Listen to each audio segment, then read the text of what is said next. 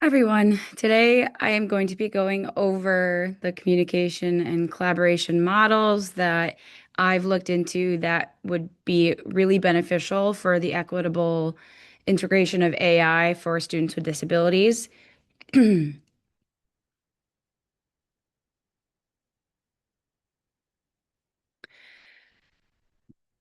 The communication gap, the shared language that educators have, and students with disabilities being one of the most vulnerable groups of students that can be impacted is why that's kind of been the driving force for me as to why I need to really focus in on the implications AI has on students with disabilities. We know that there is an issue with communication in the education systems, and a lot of us are familiar with the fact that students with disabilities are the most vulnerable and are oftentimes the ones who are impacted most negatively for these tools that weren't necessarily created for them.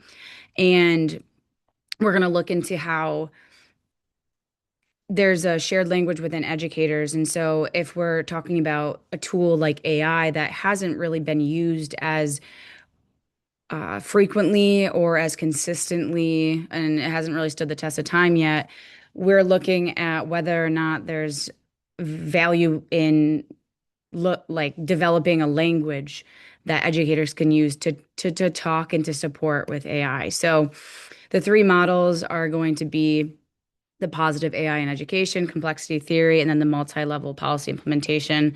I'm going to be going over these in the next three slides. This is just a quick overview. And so the first one, the positive AI in education, the PAID roadmap, to me is one of the most awesome things that I've been reading and researching in. And it's looking at having psychology implemented into the use of AI in education. So we're not just looking at how it can impact academics, we're looking at how can it impact their well-being as well and creating a framework into how that happens. So they have different directions, as you can see down low. The positive learning analytics, positive educational data mining, positive intelligent tutoring systems. Those are just systems that are put in place to try to develop more meaningful experiences for these students involving AI. And we're looking at how AI can be framed around human first experiences. So we're not just looking at performance, we're looking at the social connection. And it promotes this idea of collaboration because, the six main pieces of this framework, one of them is social connection and collaboration.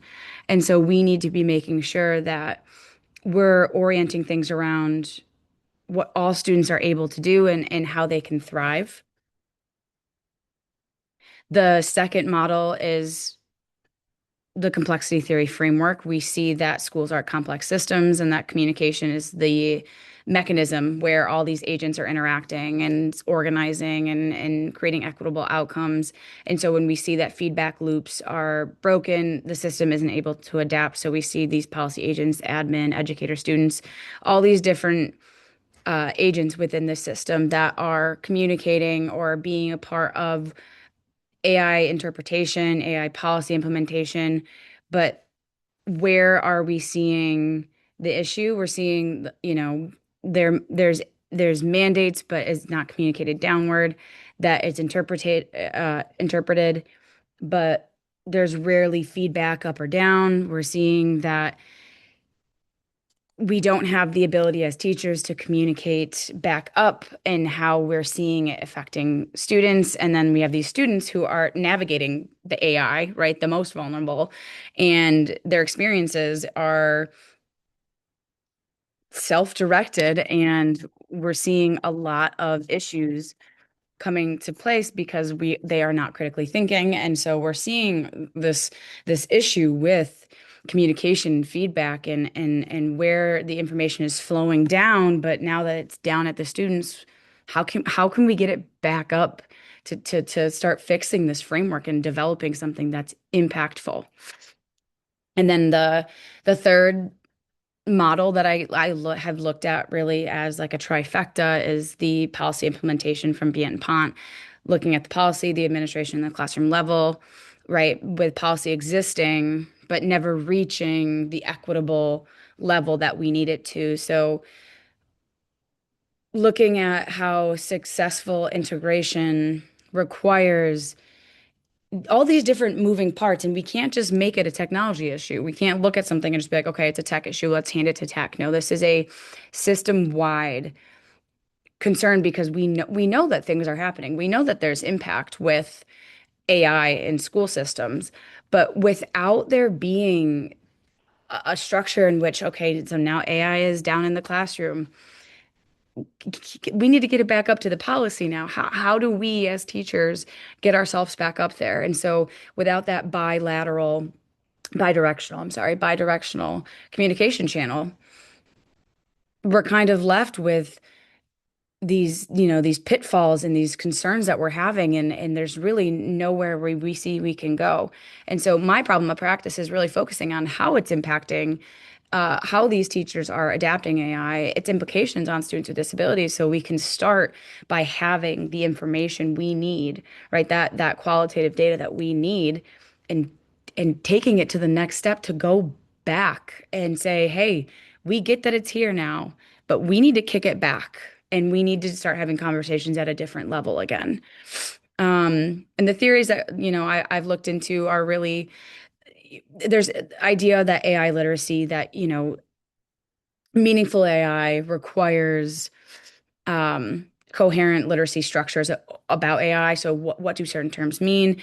The educators need to be aware so the students can be aware.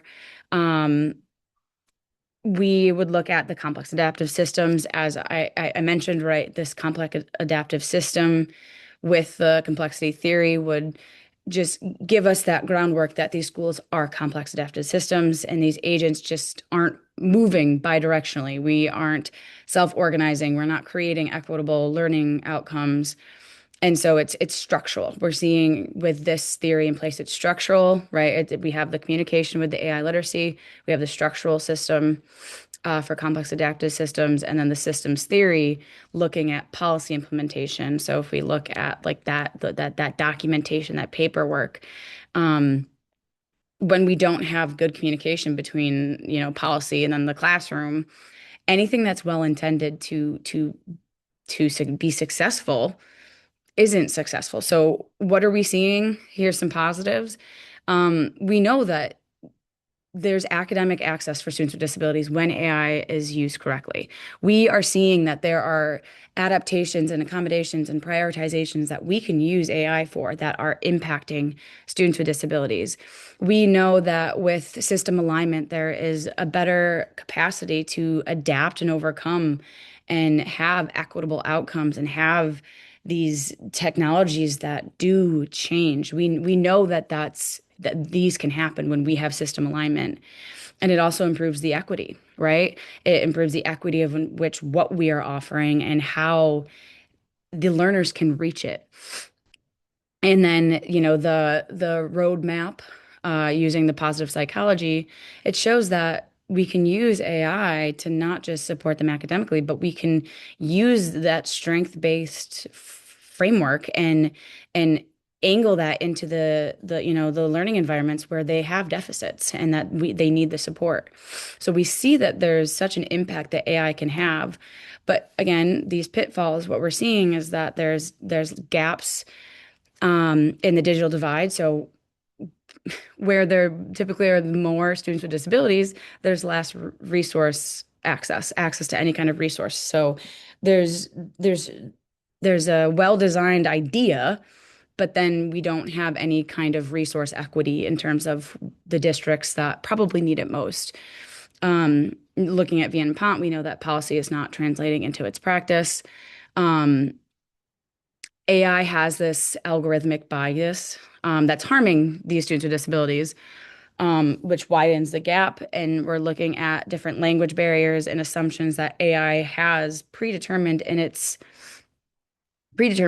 system that we don't have control over, don't necessarily know in its full totality.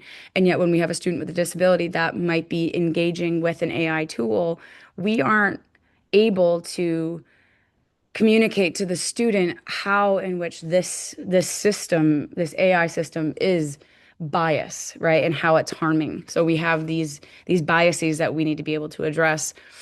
And again, without guidance, there's no true equity.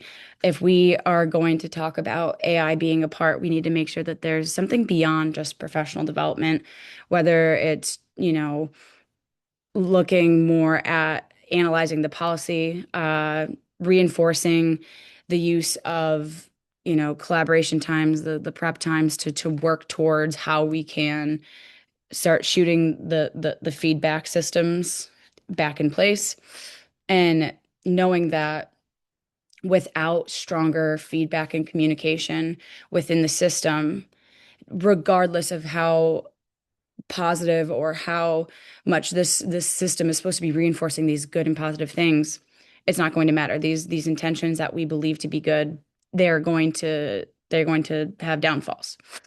So what does this mean?